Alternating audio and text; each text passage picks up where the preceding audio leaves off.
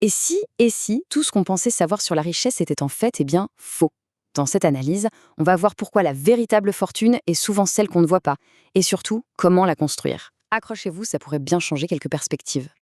Alors, on va commencer par l'erreur de base, celle que presque tout le monde fait. Quand on pense millionnaire, on imagine tout de suite la voiture de sport, la montre de luxe. Mais voilà le paradoxe. Dépenser 1 million d'euros, c'est littéralement le moyen le plus sûr de ne plus l'être. C'est l'opposé de la richesse. En fait, il faut imaginer la richesse comme un iceberg. Ce qu'on voit, la petite pointe qui dépasse de l'eau, c'est les dépenses, le tape à l'œil. Mais la vraie masse, la plus importante, elle est sous l'eau. C'est ça, la richesse invisible. Les actifs qui travaillent en silence, les investissements, et qui offrent le seul vrai luxe, la liberté. On entre donc dans la première grande partie, l'illusion du millionnaire. On va découvrir que le succès financier, au fond, c'est beaucoup moins une question d'intelligence que de comportement. Le but du jeu, ce n'est pas de montrer qu'on a de l'argent, mais de le faire grandir, tranquillement, loin des regards. Et ça amène à une question fondamentale.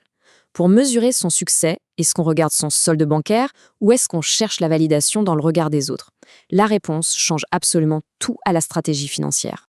Ce qui nous conduit tout droit au deuxième point, un véritable danger, le piège de la comparaison. C'est une force psychologique hyper puissante qui peut non seulement empêcher de devenir riche, mais encore pire, de le rester. On appelle ça la torture inutile. Pourquoi? Parce que se comparer aux autres, c'est un jeu qu'on ne peut tout simplement pas gagner. Il y aura toujours quelqu'un qui a plus. Et à force de jouer, on finit par y laisser sa satisfaction et, bien souvent, son argent. Pour illustrer ce piège du jamais assez, il y a une histoire.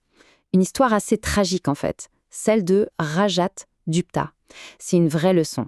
Regardez ce parcours. Il part de rien, orphelin, il devient PDG du prestigieux cabinet McKinsey, il amasse une fortune de 100 millions de dollars. On pourrait se dire, c'est bon, là c'est assez, non? Eh bien, pas pour lui. Il voulait devenir milliardaire. Cette obsession l'a poussé au délit d'initié et l'a envoyé directement en prison. Il a absolument tout perdu pour un argent qu'il n'avait même pas besoin.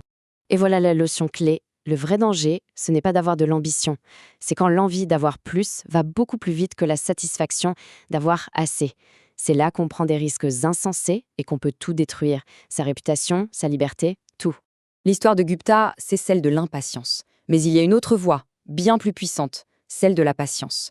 Prenez Warren Buffett. Plus de 90% de son immense fortune a été construite après ses 50 ans.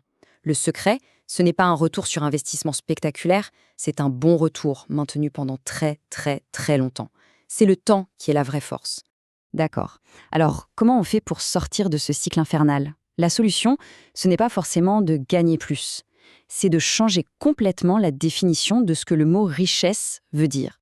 Au fond, il faut se poser la question, mais pourquoi est-ce qu'on cherche à être riche? Quel est le but final? Le vrai de vrai? Souvent, la réponse est bien plus simple qu'on ne le croit. La voilà, la réponse.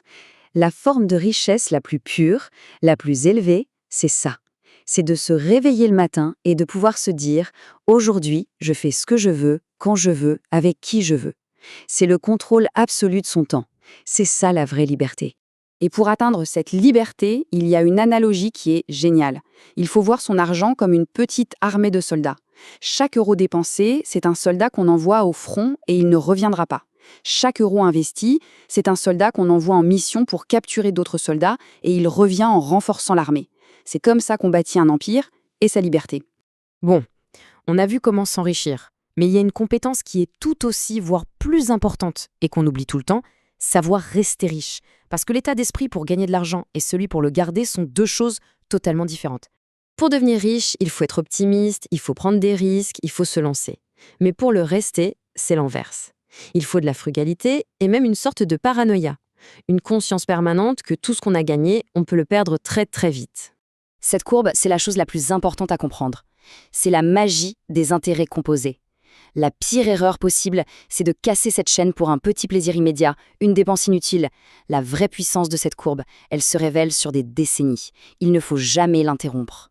Il faut donc adopter une toute nouvelle perspective. Quand les marchés baissent, ce n'est pas une amende qu'on paie, c'est juste le ticket d'entrée pour participer au jeu. Il faut se souvenir que la vraie richesse, l'invisible, se bâtit dans le silence.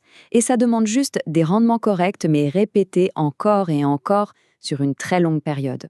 Bon, on arrive à la conclusion. S'il ne fallait retenir qu'une seule chose, le message principal de toute cette analyse, ce serait quoi? C'est que l'argent, ce n'est qu'un outil. Sa vraie fonction, ce n'est pas de nourrir l'ego ou d'impressionner les voisins. Sa vraie fonction, c'est de créer un matelas de sécurité. C'est une marge d'erreur pour pouvoir affronter les coups durs que la vie nous envoie forcément un jour ou l'autre. Ce qui nous amène à la toute dernière question, et c'est la plus importante de toutes parce qu'elle est purement personnelle, c'est quoi le chiffre assez? Savoir définir son propre seuil de suffisance est la meilleure protection contre l'avidité et les mauvaises décisions. Parce qu'au final, le but, ce n'est pas d'avoir le plus gros chiffre sur un compte en banque. Le but ultime, le vrai trophée à la fin de la course, c'est d'avoir le contrôle total sur son propre temps, la liberté de faire ce qu'on veut, quand on veut. C'est ça, et uniquement ça, la vraie richesse invisible.